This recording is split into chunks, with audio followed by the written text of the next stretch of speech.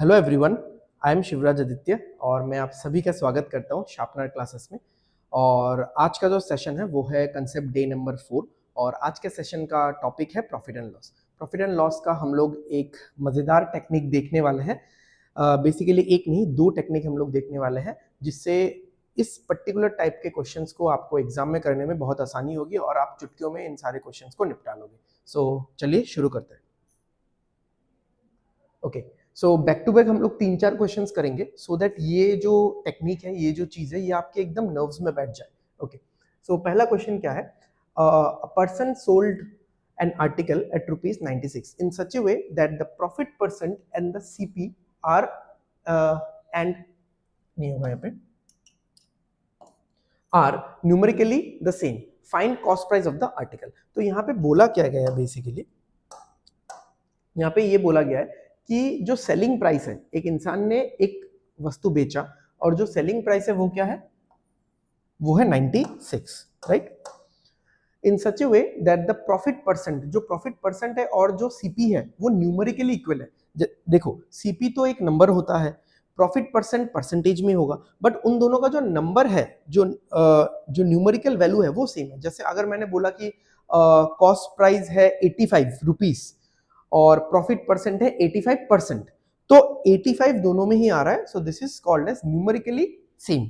ठीक है, तो अगर इस तरीके के क्वेश्चन है, इसमें आपको इक्वेशन नहीं लगाना है, इक्वेशन नहीं बनाना है, ठीक है, कुछ भी नहीं करना है। यहाँ पे आपको क्या चेक करना है? प्रोबेबली यहाँ पे क्वाड्रेटिक इक्वेशन आने वाला है, तो इतना तामझाम कुछ भी नहीं करना। आपको क्या करना है, बस देखो, अगर प्रॉफिट है तो, अगर प्रॉफिट है एंड सेलिंग प्राइस दिया हुआ है और क्या बोला है? प्रॉफिट परसेंट और सीपी सेम है, तो इस तरीके के क्वेश्चन में आपको यहाँ पे सेलिंग प्राइस को लिखना है। फिर आपको इस नंबर को इस तरीके से फैक्टर्स में ब्रेक करना है सो दैट 10 का डिफरेंस हो जाए। जैसे मान लो मैं इसको लिख सकता हूं 24 और 4, सो 24 इंटू 4 कितना हो जाएगा? 96 होगा, बट यहाँ पे 10 का गैप नहीं हुआ ना। तो मैं क्या बोल रहा हूं कि आपको इस तरीके से 96 को फैक्टराइज करना है सो दैट 10 का डिफरेंस आ जाए। तो अगर आप फैक्टराइज करोगे तो आई गेस आपके दिमाग में ये चीज आ रहा होगा कि 16 और 6 आएगा। आ गया। अभी आपको क्या करना है? जो छोटा वाला नंबर है उसके साथ 0 लगा देना है, बस हो गया अपना आंसर। ठीक है, तो मैं इसको येलो से ब्रैकेट कर देता हूं। ठीक है, तो ये जो 60 था यही है हमारा profit percent as well as यही है हमारा कॉस्ट प्राइस। समझ में आया? नहीं आया समझ में? मैं फिर से समझाता हूं और एक बार। देखो, a person sold an article at rupees 96 rupees में एक इंसान ने एक वस्तु को बेचा एंड उसमें जो प्रॉफिट का जो प्रतिशत आ रहा है, परसेंट आ रहा है, और जो कॉस्ट प्राइस है वो न्यूमेरिकली सेम है, यानी नंबर के हिसाब से सेम है। तो इस तरीके के क्वेश्चंस में हमको क्या करना है? जो सेलिंग प्राइस होता है उसको लो, उसको लेके आप इस तरीके से फैक्टराइज करो, एक इस तरीके से इसको ब्रेक करो सो दैट वो 10 के डिफरेंस में आ जाए। जैसे 16 और 6 आया, 16 और 6 में डिफरेंस कितना है? 10 का, और छोटे नंबर के साथ 0 बैठा दो। यही हो गया आपका कॉस्ट प्राइस, यही हो गया आपका प्रॉफिट परसेंट। चलो फिर से करते हैं। A person sold an article at rupees 144 in such way कि जो प्रॉफिट परसेंट है and the CP are numerically the same, वही चीज है। तो find the cost price of the article. अच्छा, इसमें आंसर तो आ ही गया था, हम लोग मार्क कर देते हैं कि 60 आंसर है इसमें। ओके, तो यहाँ पे क्या है? 144 है। तो चलो भाई, आप लोग वीडियो पॉज करके 144 को ब्रेक करो सो दैट 10 का डिफरेंस आ जाए। क्या होगा? 18 और 8, सिंपल है। 144, देखो यूजुअली स्टूडेंट्स को ये पता होता है 144 क्या होता है? 12 इंटू 12, बट 144 के बहुत सारे फैक्टर्स है। नंबर्स को जानो, पहचानो सो दैट आपका कैलकुलेशन स्ट्रांग हो जाए। 12 into 12, 18 into 8, 16 into 9, 24 into 6, 48 into 3, 36 into 4, ये सारा क्या है? 144 है। लिख लिया, छोटे नंबर के साथ 0 बैठा दो, हो गया अपना काम। यही है हमारा कॉस्ट प्राइस, यही है हमारा प्रॉफिट परसेंट। ठीक है, समझ में आ गया सबको? चलो और एक क्वेश्चन करते हैं। इन 3 क्वेश्चंस के साथ चौथा क्वेश्चन भी है। इन चारों क्वेश्चंस के साथ आप लोग इस तरीके के क्वेश्चन में एकदम महारत हासिल कर लोगे। Okay, a person sold an article at ₹39 in such a way that the profit percent and the CP, यहां पे भी एंड नहीं होगा, are numerically the same, find cost price of the article. ठीक है, तो हमने 39 लिखा। अब आप सोचो, इसलिए मैंने छोटा नंबर दिया है क्वेश्चन नंबर 3 पे। सोचो सोचो जल्दी, क्या होगा? 13 इंटू 3, 13 इंटू 3 हो गया, ब्रेक कर लिया। यहां पे गैप कितना आया? 10 का गैप आ गया। 18 इंटू 8 गैप कितना था? 10 का गैप था। ठीक है, चलो इस पे आंसर मार्क नहीं किया था हमने। ठीक है, तो आ गया 10 का गैप, यहां पे आप 0 बैठा दो, बस हो गया अपना काम। ये जो 30 लिखा है मैंने, ये जो मैंने 30 लिखा है, यही 30 क्या है? यही 30 कॉस्ट प्राइस है और यही 30 प्रॉफिट परसेंटेज है। ठीक है, क्लियर है? अच्छा, अभी आपके माइंड में एक दिमाग में एक बात चल रही होगी कि सारा क्वेश्चंस जो है, अभी तक हमने 3 क्वेश्चंस किया है, वो सारा का सारा क्वेश्चंस प्रॉफिट के ऊपर बेस्ड है, क्या लॉस पे भी ये काम करेगा? हाँ जरूर करेगा। तो ये एक क्वेश्चन मैंने लॉस का लिया हुआ है। A person sold an article at ₹24 in such a way that loss percent and the CP, फिर से एंड आ गया, कहां से मैंने ये एंड टाइप कर दिया गलती से, are numerically the same, find cost price of the article. Simple, वही मेथड है, वही मेथड है। बट इस बार जो आपको ब्रेक करना है, समझो ध्यान से, पहले हम लोग क्या कर रहे थे? 10 का डिफरेंस में ब्रेक कर रहे थे। अभी फैक्टर्स इस तरीके से ब्रेक करेंगे सो दैट फैक्टर्स को ऐड करके 10 आना चाहिए। ठीक है, तो मैं ये चीज यहां पे लिख देता हूं। फर्स्ट क्वेश्चन में मैं एक पॉइंट बना के लिख देता हूं इस चीज को। एडिशन ऑफ फैक्टर्स या फिर सम ऑफ फैक्टर्स मान लो। ठीक है, सम नहीं होगा यहां पे, तो डिफरेंस चेक कर रहे हैं ना हम लोग। डिफरेंस ऑफ फैक्टर्स कितना है? 10 है। यहां पे होगा सम ऑफ फैक्टर्स, यहां पे सम ऑफ फैक्टर्स जो है वो क्या आना चाहिए? 10 आना चाहिए। ठीक है, तो फिर से मैं दिखा देता हूं। जब प्रॉफिट का क्वेश्चन आएगा, आपको टेक्निक तो समझ में आ ही गया है। ठीक है, आपको ब्रेक करना है छोटे नंबर के साथ 0, और यहां पे डिफरेंस ऑफ फैक्टर्स 10 आना चाहिए। इस तरीके से ब्रेक करना है। यहां पे पूरा उल्टा हो जाएगा, यहां पे पूरा उल्टा हो जाएगा। सम ऑफ फैक्टर्स 10 होना चाहिए। तो अब तोड़ो, 24 को कैसे तोड़ोगे? 24 को अगर आपको तोड़ना है तो 4 और 6 होगा, हो गया। अब चीज देखो, क्योंकि ये रूल उल्टा हो गया है, डिफरेंस ऑफ फैक्टर्स 10 था, अब सम ऑफ फैक्टर्स 10 है, तो यहां पे कंसेप्ट भी थोड़ा उल्टा होगा। हम लोग छोटे नंबर के साथ 0 लगाते थे, अब लॉस का क्वेश्चन आ चुका है, लॉस का क्वेश्चन आ चुका है, तो क्योंकि हमने सम ऑफ फैक्टर्स 10 लिया हुआ है, 4 और 6 10 होता है, तो हमको बड़े नंबर के साथ 0 लगाना है। मैं एक बार फिर से रिकैप कर देता हूं आप सभी के लिए। प्रॉफिट का क्वेश्चन अगर है तो डिफरेंस ऑफ फैक्टर्स 10 होना चाहिए और छोटे नंबर के साथ 0 लगाना है। आप ऐसे याद रखो, हाँ, डिफरेंस और छोटा नंबर, क्योंकि डिफरेंस क्या होता है? हमेशा छोटा होता है। और अगर लॉस हो रहा है तो क्या? सम ऑफ फैक्टर्स 10 होना चाहिए और बड़े नंबर के साथ 0 लगेगा, तो सम यानी एडिशन और बड़ा नंबर। क्लियर है? बस हो गया। ये जो आया, ये जो 60 आया, यही क्या है? हमारा सीपी है, और यही क्या है? हमारा लॉस परसेंट है। आई गेस इस तरीके का क्वेश्चन क्लियर हो गया आप सभी का। तो ये 4 क्वेश्चंस थे।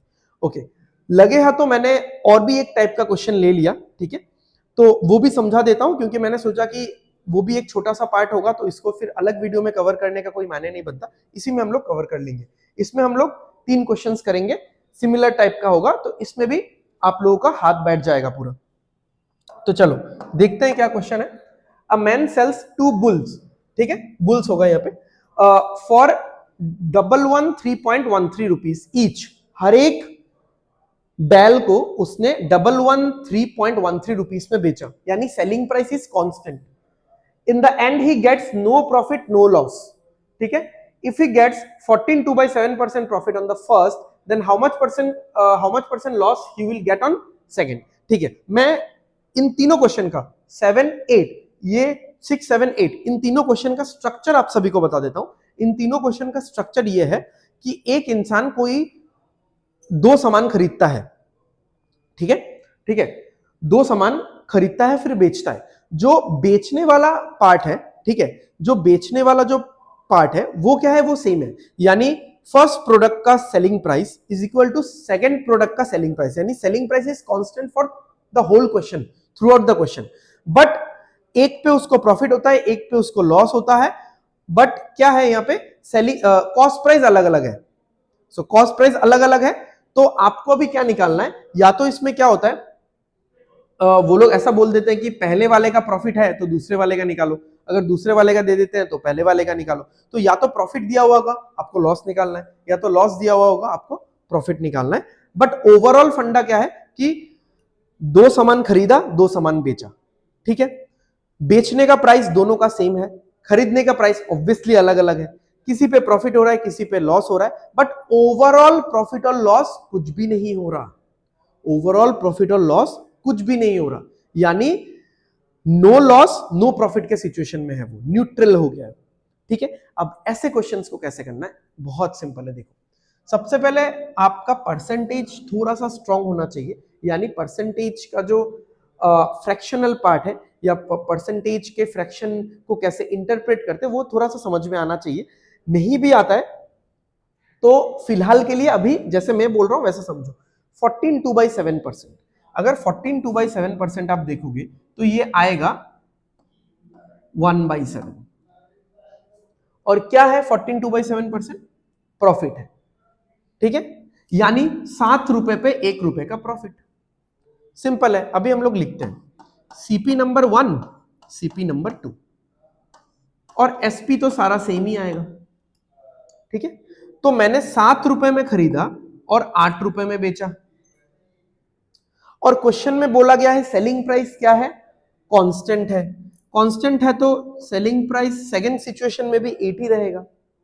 बट यहां पे ये भी बोला गया है कि then how much loss percent he will get on second, यानी दूसरे वाले बैल पे, बुल पे, दूसरे वाले बैल पे उसको लॉस हो रहा है, यानी उसने 8 का बेचा है, जरूर उसने 9 से खरीदा होगा, सिंपल सा बात है, ठीक है, जरूर उसने 9 से खरीदा होगा। कैसे पता चला 9 से खरीदा, क्योंकि यहां पे ये भी बोला है in the end he gets no profit no loss.